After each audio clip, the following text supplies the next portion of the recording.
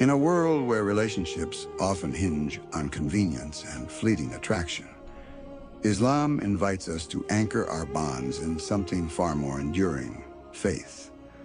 The Quran reminds us, "And of his signs is that he created for you from yourselves mates, that you may find tranquility in them, and he placed between you affection and mercy." 30:21. This divine blueprint begins with intention, niyah, that shapes every moment shared. True intimacy in Islam is built on sincerity. Speaking harshly chips away trust. Speaking gently nurtures it. The Prophet said, "A kind word is a charity," teaching us that even the simplest compliment or gesture can sow seeds of love. He showed us that listening is love. He paused conversations to hear a child's plea, sat patiently with companions, pouring out their concerns, and comforted the orphan with a tender embrace. Patience, Saber, is the cornerstone when storms gather. Rather than abandoning hope, we lean on prayer, supplication, and mutual counsel.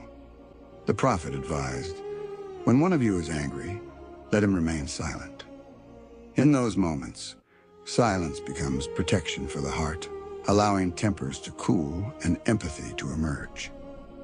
Marriage in Islam is a partnership of equals under Allah's guidance. The Prophet taught that the best of you are those best to their families.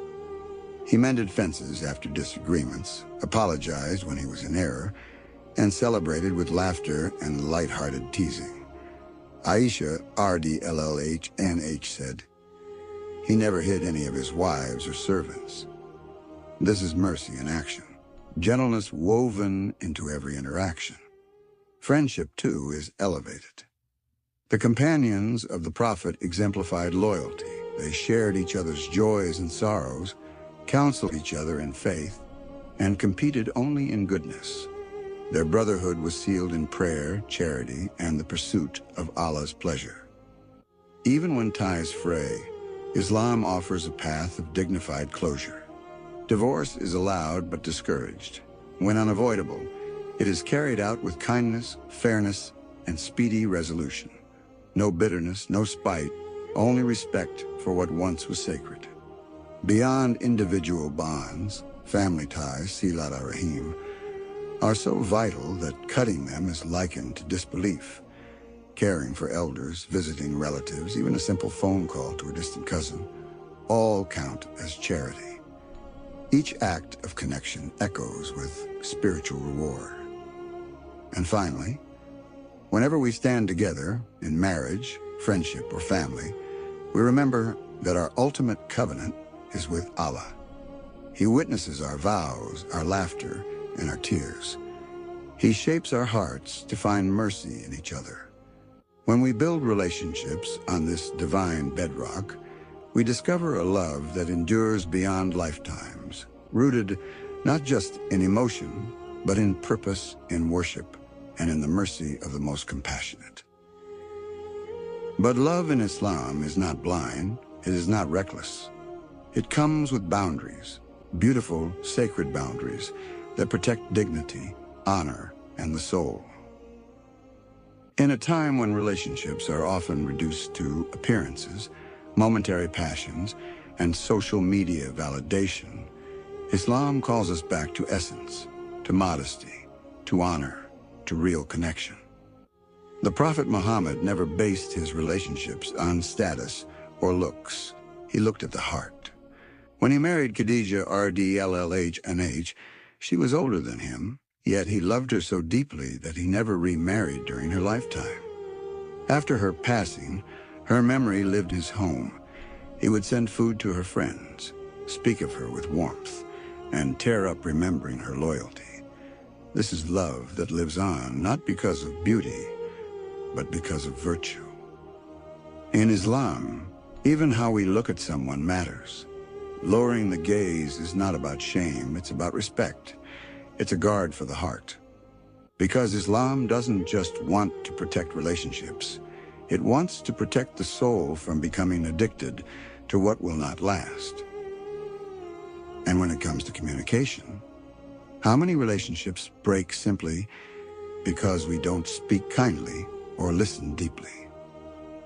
The Prophet never interrupted, never mocked, and never belittled. When he gave advice, it was with compassion. When he joked, it was with truth. His speech was free from lies, sarcasm, and cruelty.